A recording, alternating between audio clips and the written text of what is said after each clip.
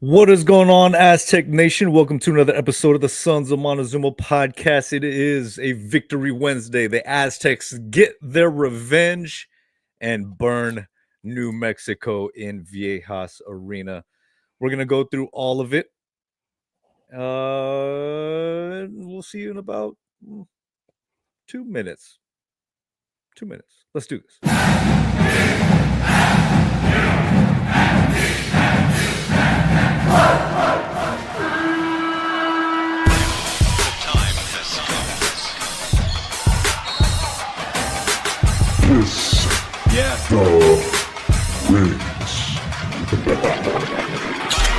San Diego State is going to win this ball game.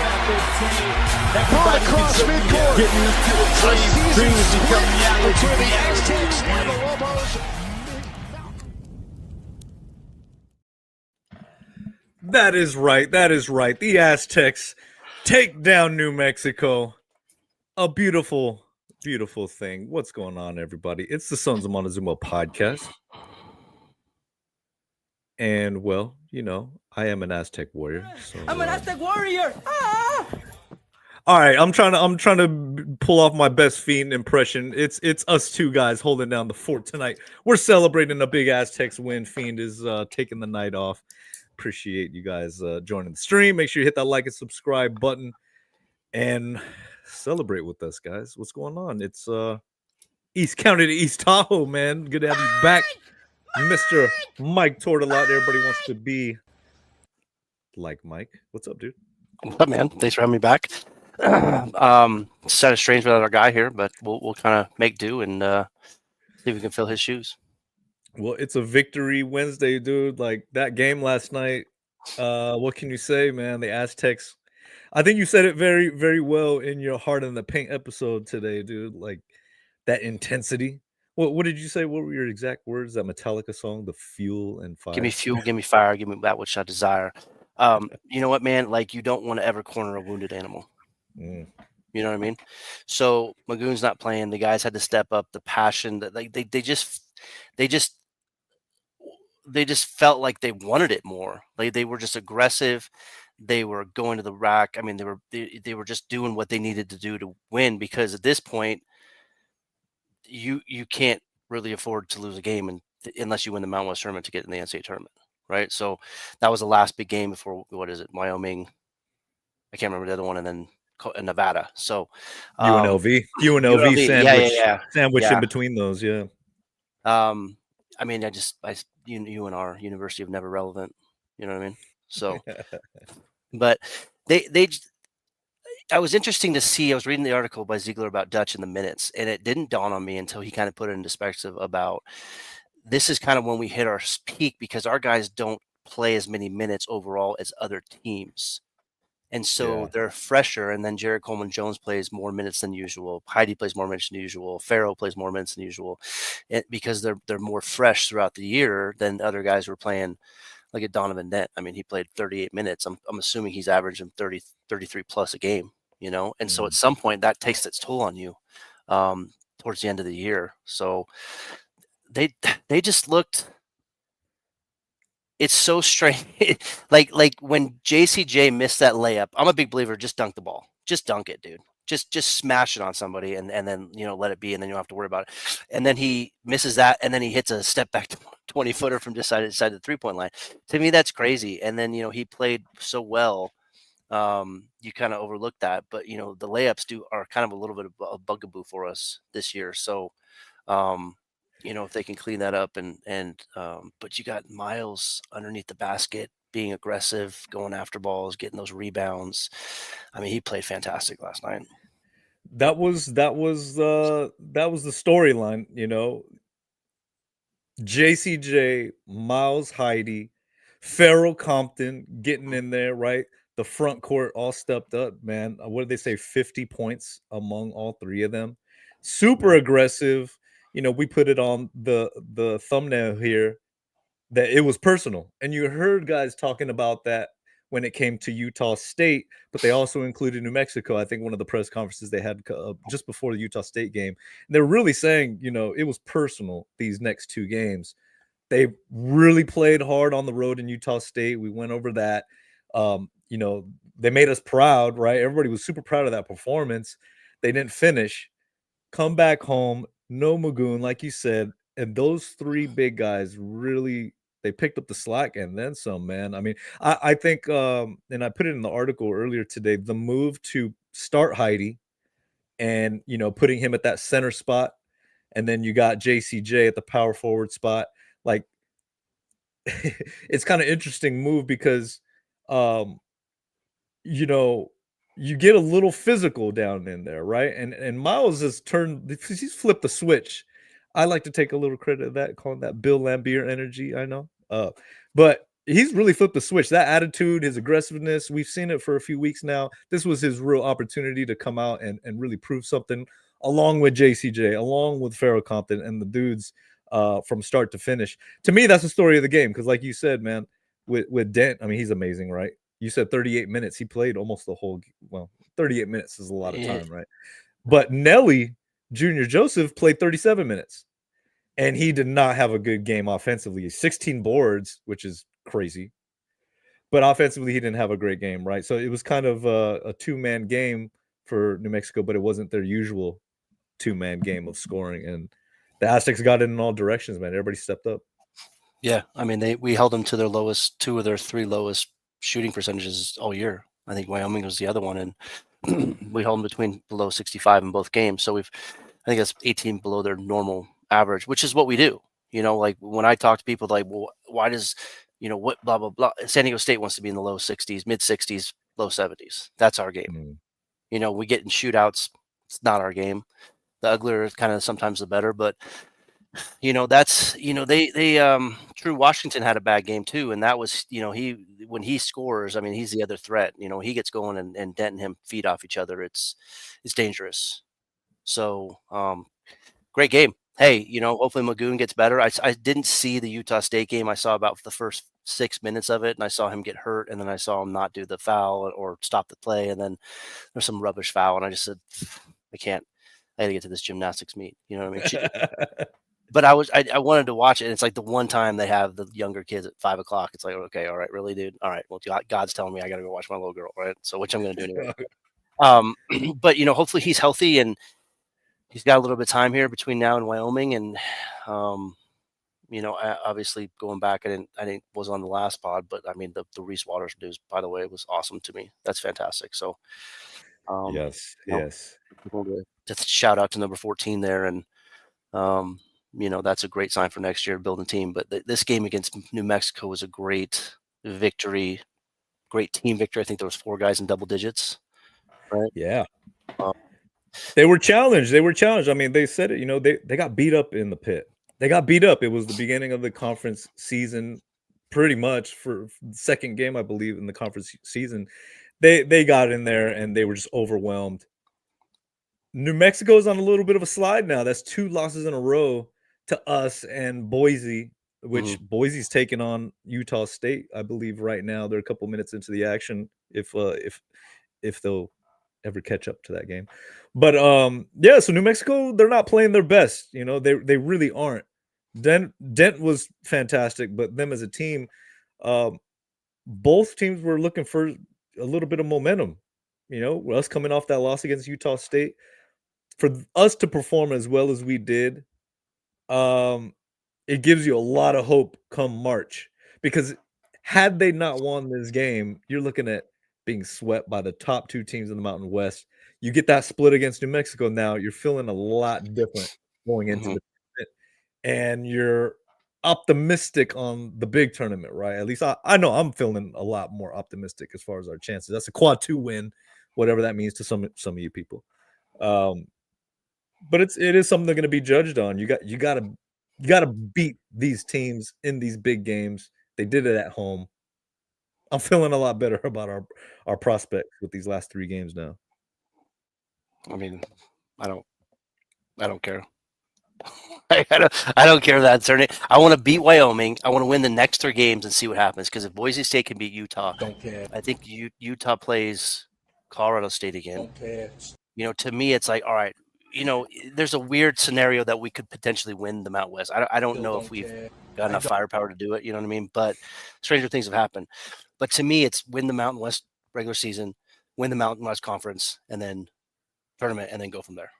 So, you got Wyoming, UNLV, and Nevada. If you can win those 3 games and get to 15-5 on your conference schedule, I think that's pretty good. So, and then it's all about seeding at that point. If you don't get the 1 or the 2, it's all about seeding. I prefer not to be in that 4 or 5 game if we don't have to, But I get it. I mean, I get it. Everybody's excited about the tourney and all that good stuff, but job's not done. Job's not done. Mike, I will tell you, there is somebody who does care. There's somebody who cares. I get it. A whole lot. I know, yeah.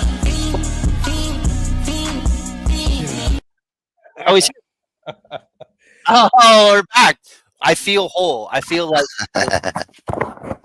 together, and I just feel like I don't have to carry this podcast, and it's a big relief on me, to be honest with you. Fiend, what's going on? How you doing, man? I'm good. Man, what he cares too much. Night. He cares too much. He had to crash the pod. Had to. Yeah, no, family dipped, and so I was like, okay, I got time. So just thought I'd jump in here and put in my 2 cents. And yeah, hey, the crew's back together.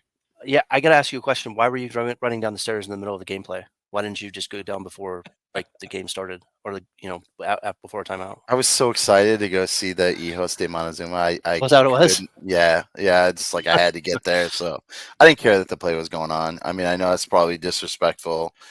Shouldn't be doing that, but whatever. Fiend had to be there with his whistle behind the basket. But by the way, I was watching the game, and I go, there's that fucking whistle. Yeah, I could hear it, dude, and I listened to the replay, and I was like, oh my god, I am so annoying. Did you do a whoop, like not one continuous whistle, but it was like boom, like a almost like a boom, boom, boom, boom, boom, like as fast as I could? Yeah, right. I was like before they got the ball, and I was like, oh my god, he's there. That's him. Yeah, there was some guy on Twitter. He said that his wife heard the whistle and was like, "Oh my god, that is so annoying." And he was like, "Yeah, that's kind of the point."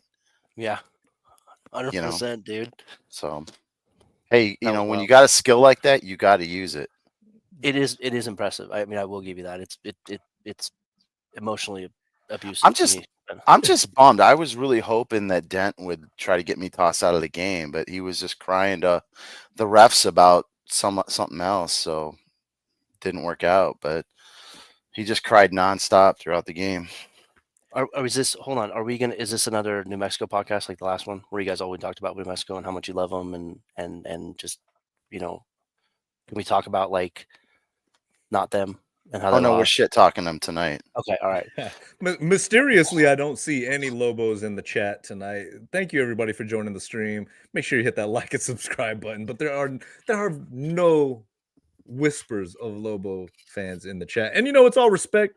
I think we were abundantly respectful to them last episode. Of course, you got to be when you lose 2 in a row to them. But yeah. They're on a 2-game slide now, guys. They're not looking as strong as they once were. Of course, it's a long season. I think they're kind of getting a little bit of that fatigue, a couple injuries. Amzil, is that his name? Amzil? He was a game-time decision, and he ended up playing. And he ended up getting dunked on, absolutely dunked on when Bird – oh, look at this picture. Look at this picture. This is just a beautiful thing. I mean, when you see this picture, it's after the dunk. Bird's hanging by one arm after he just completely demolished him on that alley-oop. Look at all everybody. These pictures, I love to look at everybody in the crowd. Look at all the facial reaction. You got Waters over here. You got Taj. You got McKinney. Just look at AG just going nuts off the bench. Then you look at some of the crowd. Coach Fish is even back there just smiling with approval. If you guys could see him right behind Magoon there. Just a awesome moment. And Yeah. It feels really good, especially the way that we got blown out at their place, and then to dish them out a taste of their own medicine where we bullied back the bully. That was just beautiful. And so, I mean, we needed to have this game. We got this game. Everyone I think on that team had circled this game, including the fans, and the energy in Viejas last night was unbelievable. Gosh, it was so much fun hanging with those Hijos de Montezuma, man. I mean, just chanting at those guys, chanting at Dent, calling him a snitch, little snitch. It was beautiful. Section A, the Section A Ejos, man. They do it right down there. We had war paint on. I mean, it was great. Fantastic. Shout out to El Chino out there providing the war paint, man. He always goes big against New Mexico. Always. And Compton's dunk. Thank you, Steve Diego, in the chat. I see that. That really was other than Heidi diving on the ground for that one steal early in the game, that really set the tone for me. And I think the whole arena, you saw that effort early on from Heidi, and you were like, oh, okay, this is what we're doing. This is what we're doing tonight. And then Compton gets out there on the breakaway. On the breakaway, just completely posterizes Nelly. And oh man, it was so beautiful. His passion out there kind of had to be reeled in just a little bit by the coaches. You know what I mean? I think they kind of pulled him and put him back out there, put him back out there in spurts. Because he was just such an emotional guy last night, but you love to see it, man. He was on fire. And it's what we needed to see. I think it's what they needed to do just within themselves, right? Yeah. I mean, you got to take everything personal. We'll be friends off the court, but not on the court, man. You got to take these games personal, and they're trying to beat you as much as you're trying to beat them, and you gotta. We've been the alpha for so long with little dabs of different teams here and there that, like we talk about all the time, it's everybody's Super Bowl. Everybody, and it was interesting to me. I was looking at the stats on the TV, and it said something about. Let me look at this because it feels like it's not. It feels like every game there's some dude who just hits the ridiculous amount of threes. He's got his biggest game, of the season. He's made his most points. So in the Dutcher era, in his 8 years, he's like coming up on 200 wins. By the way, that's crazy. The opponent's point per game is 8th. This is NCAA ranking. Opponent's point per game is 8th. Opponent's field goal percentage is 5th, and opponent's 3-point field goal percentage is 2nd. That's in his total tenure. And you see that thing with the 3-point, and you're like, I'm like, what? Sometimes it feels like they're making like 7, 8, 9, 10 threes a game, when in reality they're necessarily not. But like what the cat from Utah State was 7 and 9 from 3-point. Like, you're just like, all right, man, whatever, dude. I mean, that's your night. But like, it just seems like everybody hits threes against us, doesn't it? I mean, it's not necessarily factually true based on those stats, but it just seems like there's always one dude who just has, like that guy in San Jose State made all those threes, right? And then this kid, what's his name? Whatever, the kid from New Mexico, the freshman. Milicevic or whatever. Yeah. He played really well last night too. Yeah. He shot well. So I don't know, man. That's crazy. But I think Dutch is 196 and 45 or something like that. 54? But I think the fact that we held their other starters, guys like Nelly Jr., Joseph, True Washington, Amzil just coming back from injury. I mean, I think I had 3 points, and that was it. And then it was just the Donovan Dent show. And, we truly showed that playing team ball is how we win. I shared that stat in the last episode about, when Miles Bird hits 7 or shoots 7 or more threes, we're like 4 and 4, and we were 13 and 3 when he shoots 6 or less. He shot 6 threes, so now we're 14 and 3. So like, he doesn't have to carry the load, and I hope that's just a lesson, to the entire team, that if you just share the basketball and play team ball, we can win games, and it gets guys hyped up, it gets them involved in the game. And it's hard to really find your rhythm when you're not getting a lot of looks or the ball's not going through the hoop, And so it was just great to see that all-around team effort from this team. It's one of the better performances. I would rank it up there with Houston. Just looking at the numbers, piggyback off everything you guys are saying. This was the Lobos' second lowest field goal percentage shooting night of the season. Their only one worse was their first loss to Wyoming. I want to say it says January 7th. Mm-hmm. So, playing team ball is not just an offensive thing. You know what I mean? It's playing team defense. And I think the fact that Mogoon was not in there, I mean, come on, he's one of the nation's premier shot blockers, right? On the defensive side, you don't got that insurance behind you in this game. So you really got to communicate with your guys. You all got to be on the same page. There were a lot of times when you're trapping a guy or doubling a guy and then you got to switch off. It's like that. It was so much more crisp. Guys were getting their hands in the passing lanes. I think Farrell might have had 2 steals, just swiping the ball up. Bird was his ultra aggressive self as well. He did enough to where, he didn't get in foul trouble. He's been really great at that lately. But just that team mentality, and we all love Mogoon. I mean, we're better with him on the floor. But like you said, Mike, a wounded animal. You're wounded, you got to come out attacking. And that's what they did in that team mentality on both sides of the ball. It was a thing of beauty to watch and so much fun in Viejas, man. It was just a blast. I'm glad you got to go down there, Fiend. Yeah, me too. I mean, it was a great time in that first half, and really getting to get in the ear of those Lobo fans while they're shooting at that basket. It was just a lot of fun, and just you could feel the electricity, you could feel the energy, you could feel how much these guys wanted to win. And look, I called Farrell Compton out, that we needed him to be a dog after the Colorado State game. My God, dude, he played like a dog last night. He was a dog. I mean, and he was just very aggressive, very energetic. Love to see it from the young guy. When he got that ball on the break, I kind of closed my eyes because I don't like the big guys taking the ball up the court, but I thought he was going to get it stolen. Nope. He grabbed the ball, took 1.5 steps, cocked it back, and dunked it right in. Was it Nelly Jr. Joseph's face? I mean, that was just the most emphatic dunk of the night, and really just got the crowd just so hyped up, and we feed off that, and they feed off of us. And so it's mutual and it's synergetic, and we're tough to beat when we're on that same wavelength at home. Synergetic. I love that. I'll be curious to see, like, hopefully, Mogoon won't be back for obviously not this game and stuff, but what they learned to play without him, knowing that when he comes back, the insurance policy behind you is only, you don't rely on it as much as you do before, but now you're like, hey, I'm gonna play my defense, and I'm gonna play it like normal, like he's not behind me, but then knowing, hey, if something happens, I know I have him behind me, and not rely on him being behind me, but no, I have him just in case I need him, but I'm going to play like I don't need him. You know what I mean?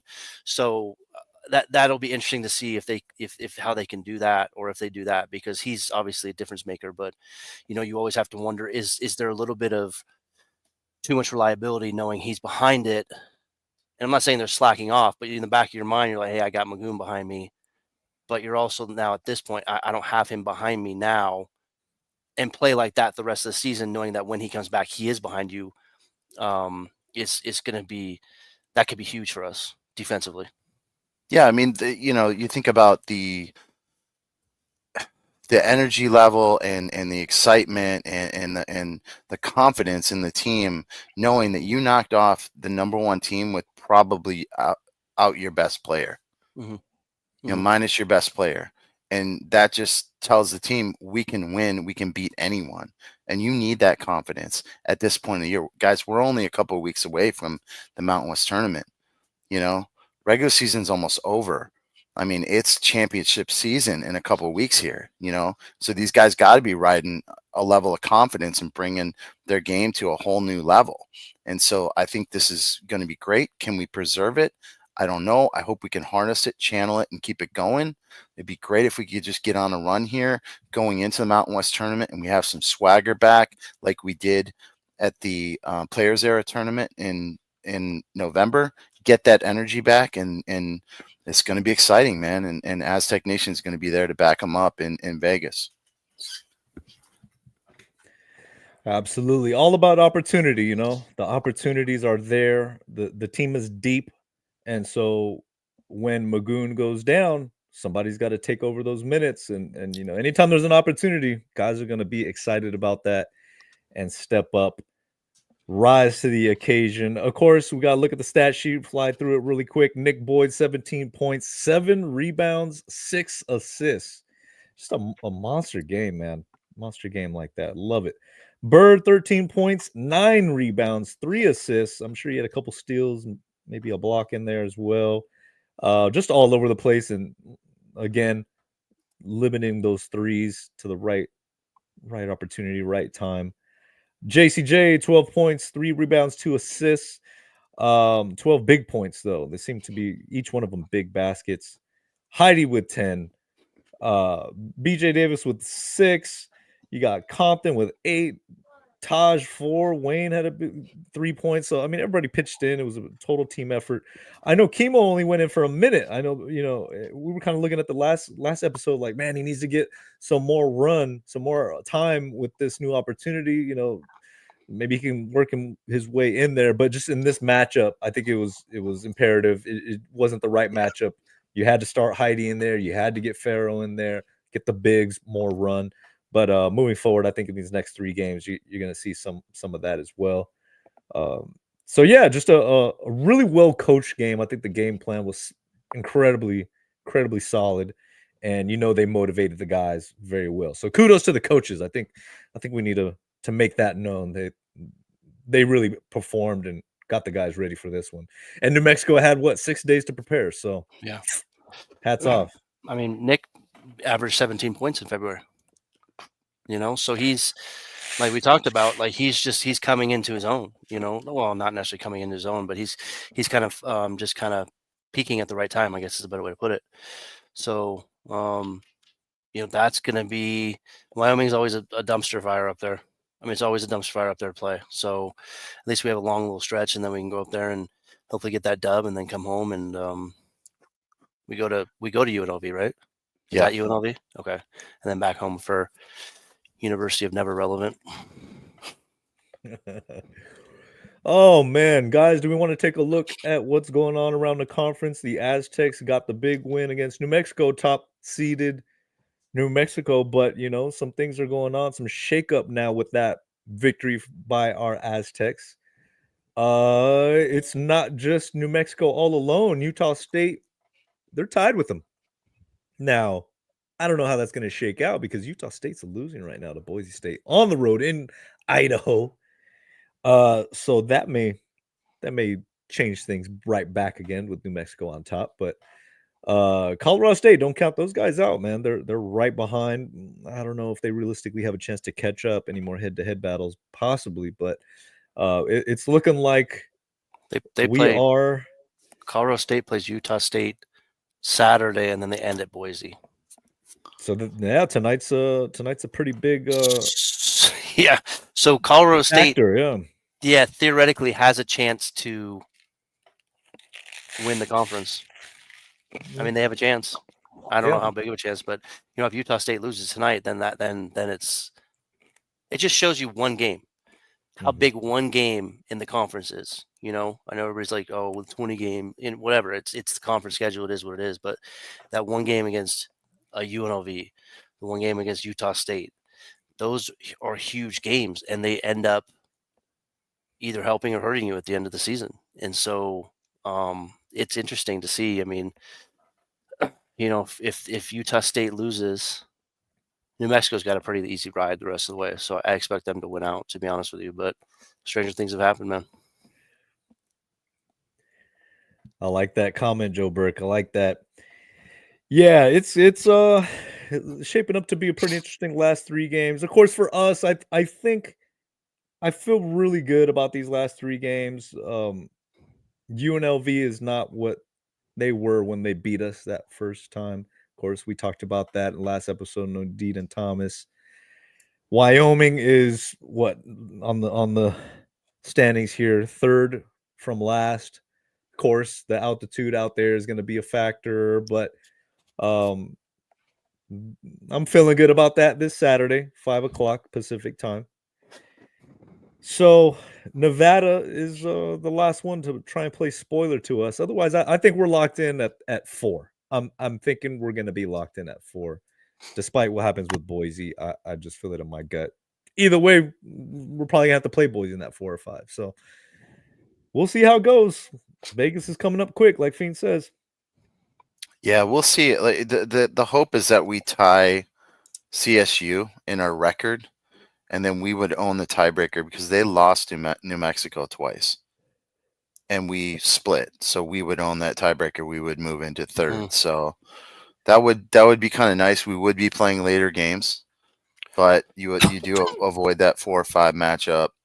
We would get a Utah State likely semifinal matchup. We get past that first round, but we'll see. Yeah. I think if we get one more win or UNLV loses, we are not in the playing game, which is a relief.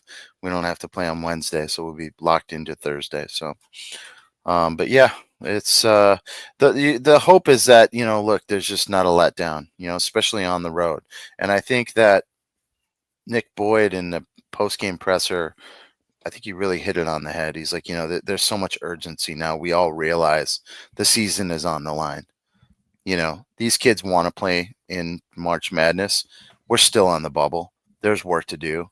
You know, you can't sit back and relax. You know, you have to be bringing your game to a new level. And I think he voiced that, and I believe that this team really understands that you've got to play your best these next 3 games to get some momentum going into the Mountain West tournament, and then let's see what we can do. All right, everybody. I want to take this opportunity. You know what time it is. We got to show some love to our Sons of Montezuma online shop, where you could find all of our different products, our NIL gear, all kind of different merch available right now. You can save 15% off by using the promo code MONTY Monty at checkout, and that is non-NIL related items. But in our NIL shop, of course, as you guys know, we got Goon Squad wear. Of course, I'm wearing that shirt right now, the Goon Squad, and a couple different items as well going out for Bird. We got some of the ladies coming in there, Adriana Cazada. So definitely check out the online shop today. A lot of different styles, even some koozies back from football. We got some, hopefully have some more sports integrated in very shortly. And yeah, MONTY 15% off at checkout. Make sure you're taking advantage of those savings. I just cracked open a fresh new lid. I don't know if you guys can tell. It's very straight. Yes. Very straight, but I love this hat, man. I lost my other one, or maybe somebody, I think somebody might have five finger discounted it from the van or something like that when football games, but it's all good. You know, if they got to steal it, that means it's in demand, so it's all good. Maybe it'll come back to you. Will you bring me one of those to Vegas? I'll pay you for it. One of these bad boys. Yeah. Got you, man. Got you. Hey, real quick, man! Congrats to the women. Women won again. They beat Air Force. They've won 4 in a row. Last loss is to few, but they got one more home game on Tuesday the 4th. Tuesday the 4th. It's senior night at 6 p.m. So go out and support the ladies. I mean, hey, they did a great job, and then they get to the Mountain West and tourney. So we're rooting for them. Thank you for saying that. 18 down. They were down by 18 to Air Force. Oh, really? Stormed back, and they sweet. got the win. So yeah, man, they're playing. They're playing some good ball. Hopefully, get even more hot. I might have to get out there a day early in Vegas, man, just to see if hopefully they make that championship again. Why did they? I think they won 21 seasons in a row. Is that right? Yeah. Yeah. Why did they play so early? Like, why did they play 10 o'clock, 11 o'clock? What is that? Why is that? Fiend, do during you the know week. I know you've been to a few games. I just don't know how it works with with TV and all that stuff. Most of the games are internet only, right? But I don't know facilities when they can get gyms and facilities available at the various universities. Of course, men's basketball always takes priority, so that I'm sure that could play a lot into it as well. Yeah, I mean, when I went to go see them play against Utah State at home, it was a noon game, but that's because the men were playing in the evening. And then they also do, I think it's really cool, the women do these games that are during the day, and it's like a field trip for the schools, and they come there to support and enjoy and have fun and see a basketball game. And so they I think that's really awesome. They really fill up, it really fills up the arena there with a lot of kids, and they have a great time cheering for the girls. And so I think that's partially, but I don't know the full reason behind it. Well, either way, congratulations to Coach Stacy. Hopefully get that going well in Vegas. Guys, let's get to some of the comments. I know just really quick, we're not going to spend too much time in this live tonight. We got a big week ahead of us. Let's see. Dutch's record is 196 and 65, says Juan. That is outstanding. I know DJ Gay asked us if we thought Coach Dutch was going to be as successful as soon as he has. And I know our answers were probably not as confident as DJ Gay was, right?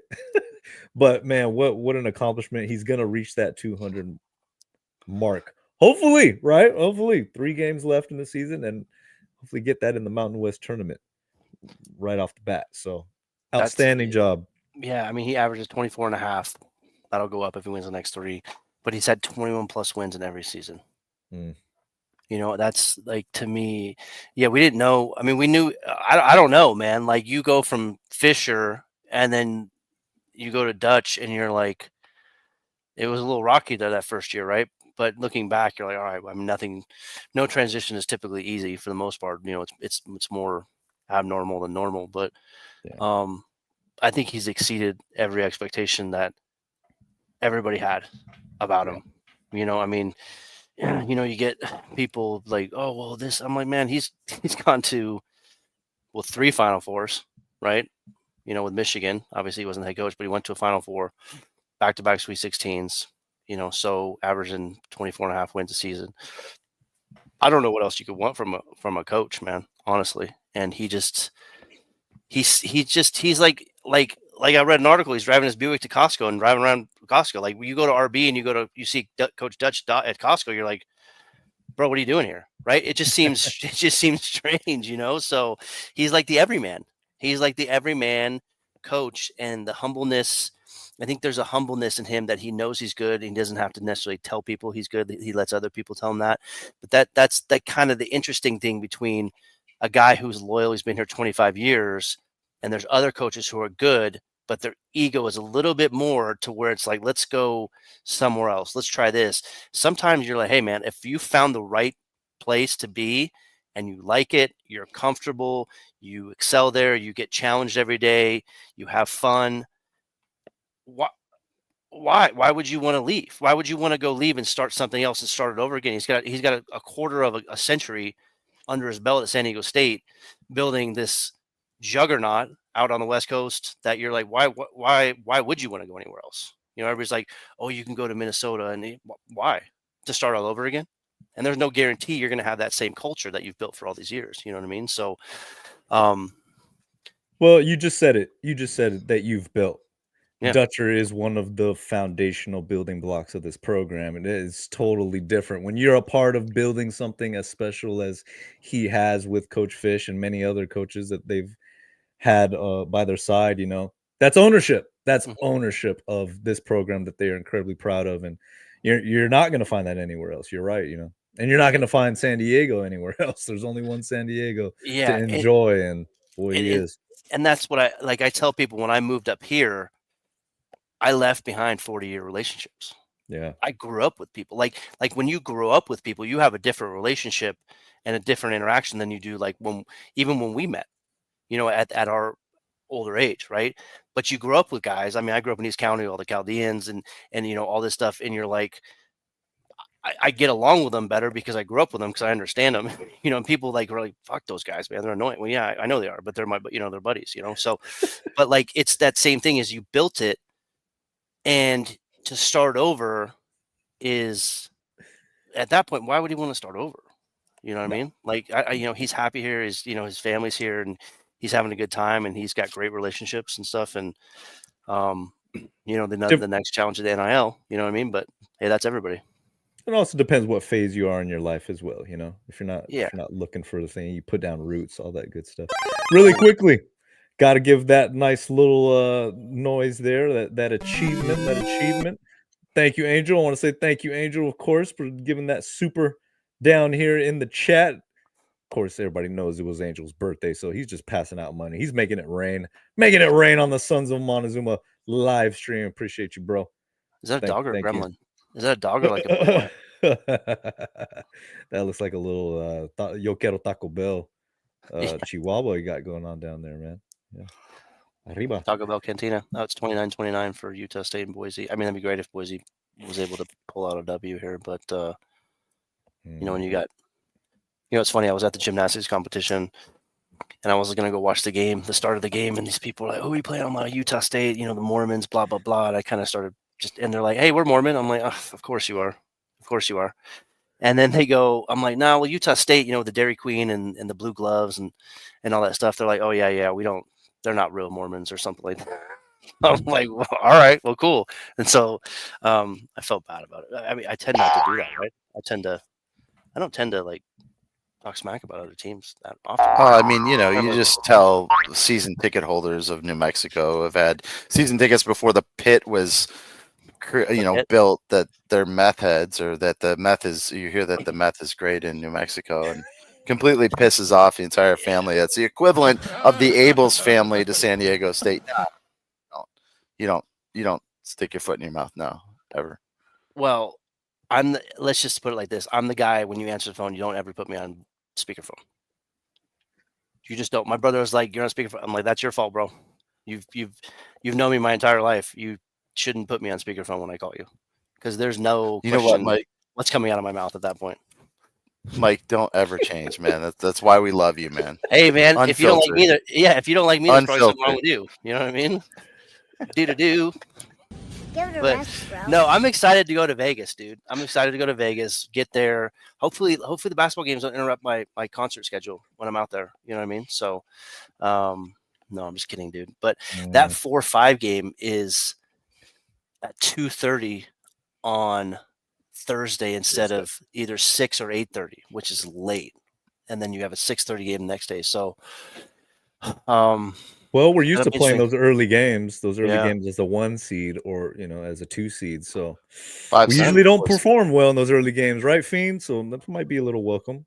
Let me ask you a question. When you go to the tourney, say you have the difference between the 12 o'clock game or the 2:30 game on Thursday, which do you prefer? Not because of basketball, but because of, do you prefer to, like, do you like the 12 o'clock because you kind of you go drinking before and then you can go after later, or do you like the 2:30s? You can kind of sleep in, get a little pregame, and then still have most of the afternoon. I like the 2:30. Those early games, me and Fiend, the last couple times they struggled. You got to get loose, you got to get warmed up at such an early day part of the game. I guess the team that played the day before, so they're already adjusted. Yeah. Not saying I don't want the 1 or the 2 seed, but it just seems like we start off real sluggish in those early games and just get by to advance. Okay, guys, let's take another comment here. Our Lobo friend here, Ronnie Chavez, says, "I commented on your last live the correct predicted score. Unfortunately, I said Lobos 73-65. So he nailed the score. No, that's where dyslexia comes in. He didn't get the score right because it was the wrong teams. Like, it's not necessarily the right score because it wasn't the right teams attached to the score. That's like having. That's like Ronnie says. Yeah, I would have like like I listened to the last podcast. I'm like, is this a fucking New Mexico podcast or is this San Diego State? What are we doing here, bro? Like, and but the corn and the Not a salsa is fan. just ugh. I mean, it's like corn and salsa is like going to McDonald's for a salad. You know what I mean? It just doesn't make any sense to me. But yeah, Ronnie, you're right. You're lucky I wasn't on the last podcast. Great team. That is obviously the player of the year. He's got to be. I mean, I don't think there's any question on that, right? But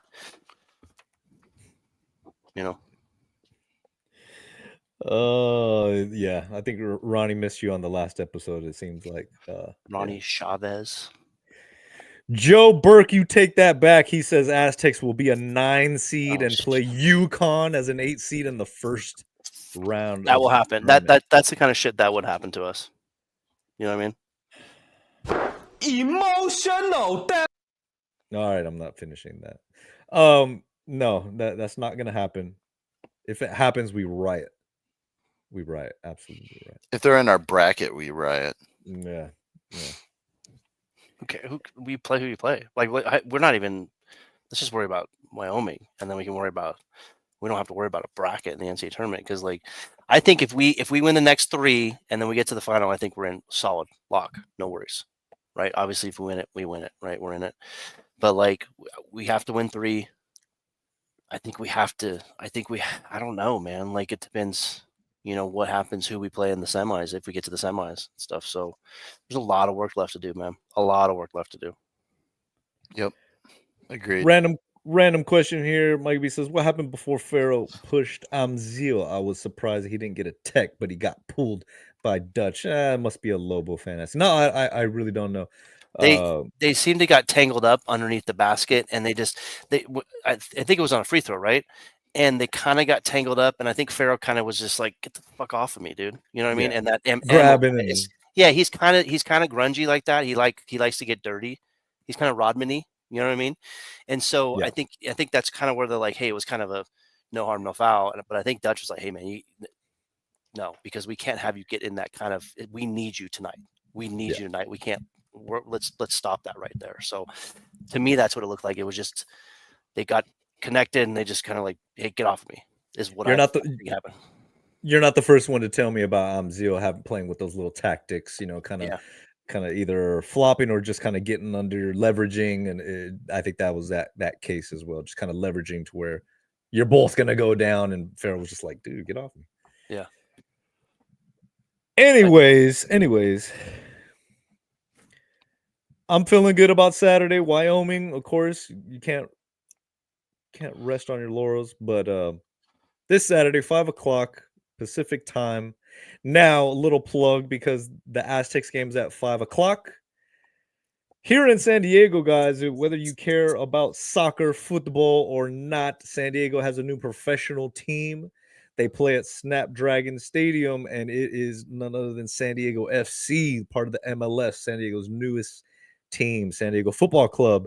This Saturday, they play their first ever home opener at Snapdragon Stadium. I'm not planning on being there physically. I know some of our crew will be. I plan on attending some games, but it's a big game, big day in San Diego history. Here at Sons of Montezuma, we have launched a new show, of course, right? Just this week, we launched our baseball and softball Spitballers episode, which was fantastic. Encourage you guys to go check that out, learn something about the program. But we've also launched our SDFC episodes with Checa and Jorge from our Hijos, so it is primarily in Espanol. So if you guys know anybody that would enjoy that, or you yourself can understand that and enjoy that, man, I listened to it earlier when I was mixing it up, and we already released it here on the YouTube channel. It was fantastic. It's a lot different when you hear it in Spanish, right? The emotion, the passion of the game. And I'm excited. I'm excited for that team, man. A new professional team. I'm not the biggest soccer guy in the world, I'll be honest, but I do love the passion of the sport, and it's another thing to root for here in San Diego. So I'm excited about that program. I am pumped about that, dude. Like, are you really? Oh, 100%, dude. Like I grew up playing soccer, but I wasn't necessarily into it. My old boss was British, so I kind of started to get into it. And then the World Cup when Landon Donovan made that goal at the end, I think at Algeria, or whatever. Like, and then I was like, fuck that, I'm hooked, dude. Like, it's just, if I had like if there was a USA soccer game on against, say, at Mexico, you know, I'm watching that. It don't matter to me what else is on, right? Unless it's like the NCAA tournament. So to me, I'd rather that those games there's something about playing for your country as opposed to playing for your team. You know, it's a little different, but like playing for your country, there's something about it. Like I was watching the documentary with the Dream Team when they brought UCSD and the college players. They beat them in the scrimmage. I was watching that. And so, like they all said, there's something different about putting that USA across your thing. And I really think I've been saying it for like 4 or 5 years with Pulisic and Winston McKinney and all those guys, that 25, 26 is the year. If we're ever going to win a World Cup, this might be our best chance. I mean, there's still a lot of great teams. Ronaldo's getting older. Messi's getting older. You know, you still have some of these guys who are still coming up. But like, to me, soccer in San Diego with Mexico so close, and just the soccer is huge, man. Like it's huge in Southern California, and then to put a team in San Diego with the built-in rivalries in LA, and then getting to play your debut on the road with such great, I mean, the fans, the show, the turnout there in Carson was awesome. And then to get a victory in your debut MLS game, 2-0, that was, and those goals too were just awesome. I mean, great victory for you know, them. And yeah, it's gonna be awesome watching them, you know, and really capture the spirit of this town. I'll be down for games for that. This is the first year I didn't go to a San Diego State game. I was going to come down after the Colorado game. I don't think I told you this, I was going to surprise you guys, but we got sick because I was going to come down for the Boise and Fresno State games. And we caught something, and it was just gnarly, dude. It was just gnarly, and I couldn't. This is the only year I've never been, and so I'm kind of bummed about that. But things change, you know what I mean? But to me, soccer, World Cup, Gold Cup, just like San Diego State games, you know what I mean? Unless it's like a family event, right? I will plan my day around that. And then you beat LA in LA, fuck LA, by the way. And you beat them up there in LA Galaxy, who won the championship last year. I don't believe they lost last year. Yeah. You know, and you go up to beat them because, you know, that LA and San Diego, I mean, I don't care what anybody says, you know, LA, San Francisco. I mean, nobody likes LA, right? So, but like, unless you're from LA, but like that rivalry is going to be intense. And then I don't know if you get to see Messi in San Diego, but if you can get a chance to see him, and then that cat from Manchester City, I think Kevin De Bruyne, he might sign here, and he's a player, man. There's a lot to learn. So, you know, it's interesting how it's going to bridge the gap. You know, like you said, man, the Latino community, the San Diego community all together. You know, I was never against soccer coming to San Diego. Of course, I'm beyond glad that it's at Snapdragon Stadium through San Diego State. And so check out our SDFC episodes. It's called The Flow. They've been asking San Diego to flow with us all year in preparation. So I love it. Jorge and Cheque, they've created SOMFC, The Flow. The Flow, that's the name of the show. So sweet. Check that out. That's gonna be fun, man. You know, that's gonna be really fun. Oh boy, I love it. The older gentleman at the games that stands and does the hand shuffle dance, he needs more coverage. He's an absolute legend at Viejas Arena. Yes, I agree. I love that little hand, thing. He looks like he just got done surfing and coming from Rubio's, doesn't he? Every game. Yeah, he does it at the Padre games too. If you ever seen him at the Padre games, That's great. Okay, what will happen first? All humans are living on Mars, or UNM makes a Sweet 16. Oh, Feminist Stacy bringing the heavy artillery tonight. Yes. Mars. Gotta love it. All right, guys, that's gonna do it for us this episode. We appreciate your guys' time. Make sure you guys hit that like and subscribe button. Won't cost you $1, but if you want to spend $1, make sure it is at the sonsofmontezuma.com online shop. Support our NIL efforts. and we stay independent. This is how we do it. We want to make sure we are offering you guys something in exchange for your donations. So we got a lot of cool merch, and basically just helps us keep the lights on. Putting together this podcast and all the different productions. It takes money to do all that stuff, hosting and all that stuff. But I love doing this stuff, guys. It's a lot of fun. We're diehards, so it's in the blood. It's in the Aztec blood. Absolutely, man. Hell yeah, it's fun. Can't wait for Vegas. Either way, this Saturday, Wyoming, 5:00. Not sure if we're going to be around town somewhere watching. I might have to double up with some pregame festivities for that SDFC game because it's pretty much precedes that kickoff time. But looking forward to it. Guys, on the way out, anything last you guys want to say? Just really proud of this team. Really proud of the fight and the energy last night, and to get that win was much needed. And I think we should really be excited for this team moving forward, going into the Mountain West tournament, and just keep this. Let's ride this emotion, man. Just keep riding it. Anything can happen in March. This team has proven it, that they can hang with the best in the conference. They've already shown they can hang with the best in the country. So just got to put it all together at the right time. Yeah. Mike, up there in urgency, consistency, passion, teamwork. You know what I mean? Those are the four, I think, and you can put them in any order you want. The synergisticism, is that how you said it? Synergisticism. What did you say? Synergistic. Sorry. Okay. Yeah. So, by the way, somebody called me and tried to say lackadaisical today, but he totally fucked it up worse than I did. I can't even say the way he said it. And I was like, I just thought of you immediately when he said that. But yeah, I mean that's what we need to. Don't take anything for granted. Don't underestimate team, because it doesn't matter. You could be the best team, and if you underestimate your opponent, good luck, man. Don't ever underestimate your opponent. Doesn't matter who it is. And that's I don't think they do, but you still have to adhere to it. So big game Saturday, huge game. Hey, I'm pumped. I'm ready to go. Get to watch that one home, barbecue a little bit, hang out. So I think I should be able to watch the rest of the games from this point out.